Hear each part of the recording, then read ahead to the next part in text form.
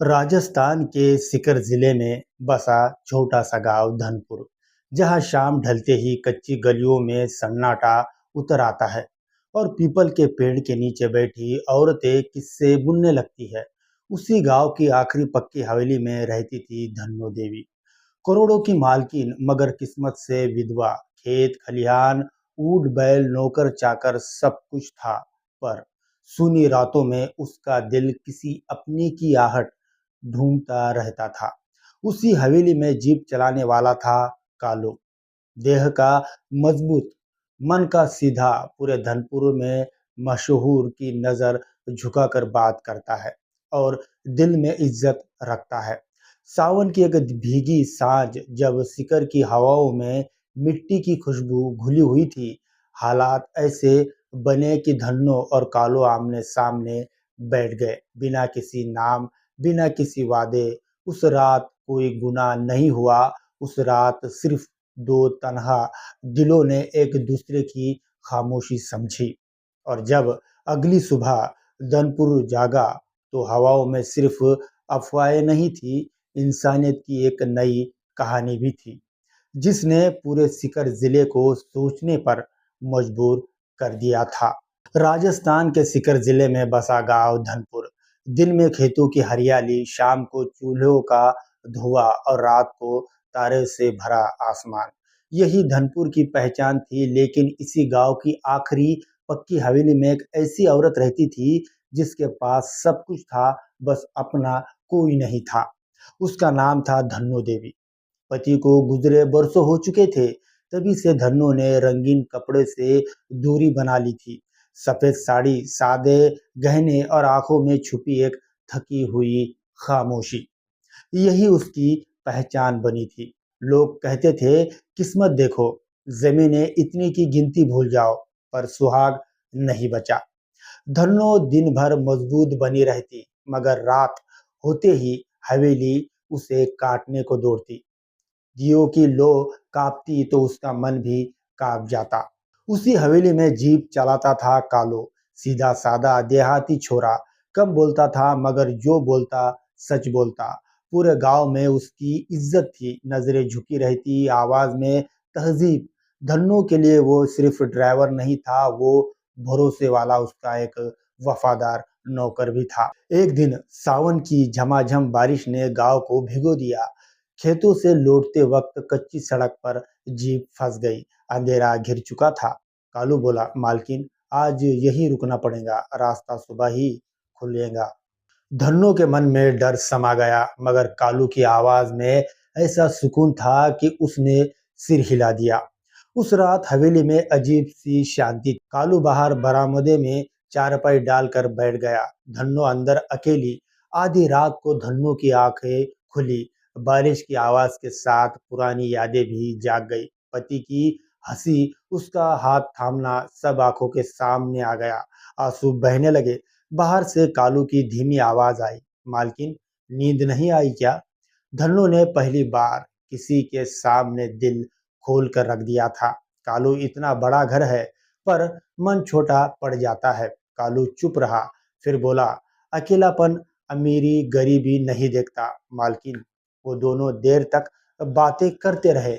न कोई हद टूटी, न कोई गलत लकीरें पार हुई, बस दो दिल एक दूसरे का बोझ हल्का कर रहे थे।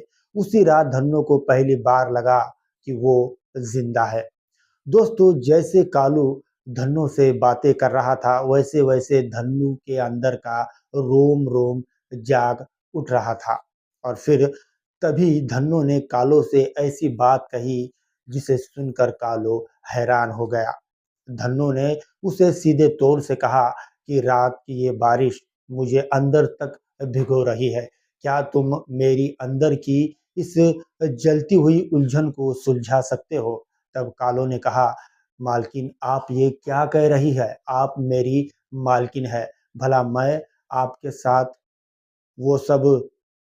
और फिर दोस्तों तभी उसकी जबान लड़खड़ा गई। लेकिन धन्नो देवी ने कहा कि तुम फिक्र मत करो, जैसा मैं कह रही हूँ वैसा ही करो।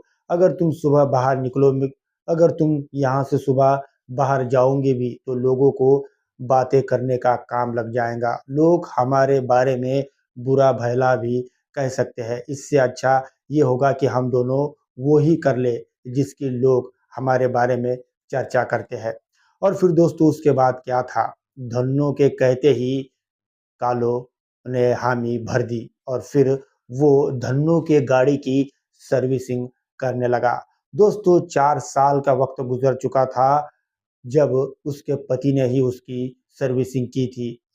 उसके 4 सालों बाद उज अब उसे 4 सालों बाद मौका मिला था कि वो अब कालो के साथ अपनी सर्विसिंग करवा रही थी। कालो ने लगभग उसकी सर्विसिंग 2 से 4 घंटों तक दबाकर कर ली और उसके बाद दोस्तों कालो बाहर चबूतरे पर आकर बैठ गया और वो ऐसा हो गया कि जैसे उसके बीच और धन्नो के बीच कुछ हुआ ही ना हो।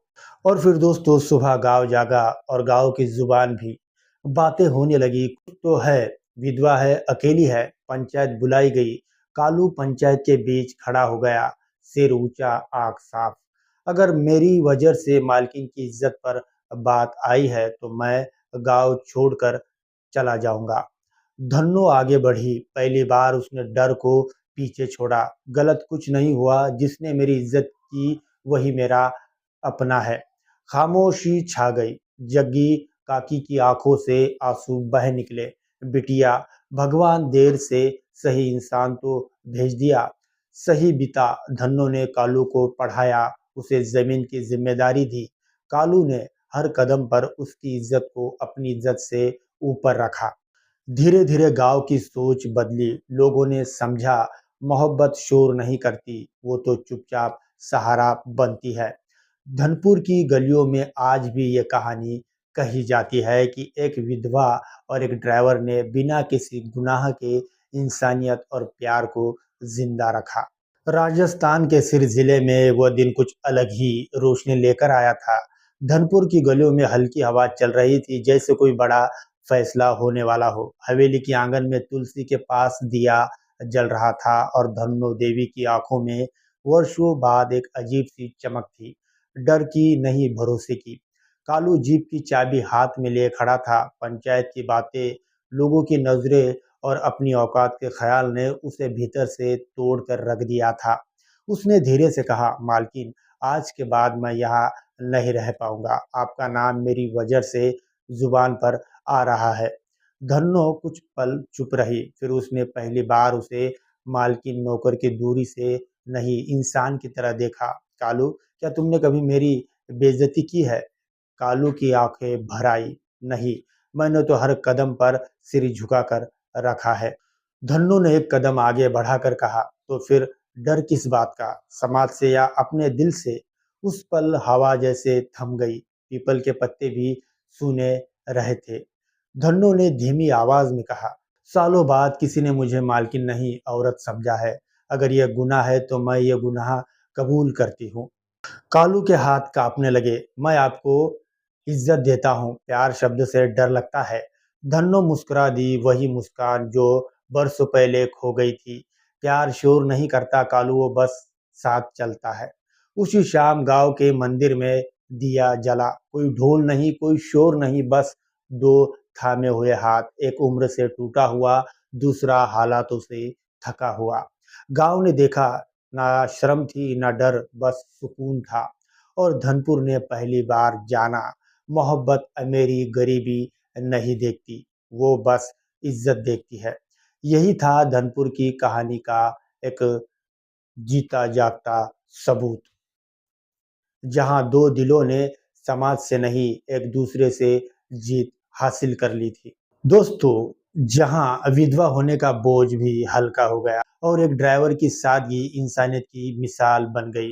राजस्थान के सीकर जिले के धनपुर की ये कहानी हमें एक सीधी सी बात सिखाती है कि इंसान की कीमत उसके ओहदे, जाति या हालात से नहीं, उसकी नीयत और इंसानियत से तय होती है। विधवा होना कमजोरी नहीं, गरीब होना गुनाह नहीं, और सच्चा साथ मिल जाना कोई शर्म की बात नहीं। जब रिश्ते सम्मान और भरोसे पर टिके हो तो समाज की बातें अपना जोर खो देती है, और जब दिल सच्चे हो तो मोहब्बत बिना शोर किए भी मुकम्मल हो जाती है। यही संदेश इस कहानी का हमें मिलता है। इंसान पहले, रिश्ते बाद में और इंसानियत सबसे ऊपर। तो मेरे प्यारे दोस्तों, अगर ये कहानी आपको दिल से अच्छी लगी हो तो प्लीज़ इस वीडियो को लाइक करें, अपने दोस्तों के साथ शेयर करें और ऐसी ही भावुक कहानियों के लिए चैनल को सब्सक्राइब ज़रूर करें। दोस्तों, अब आपसे इजाज़त चाहता हूँ, मिलूँगा आपको ऐसे ही किसी और एक भावुक और रोमांटिक कहानी के साथ। तब तक के लिए धन्यवाद।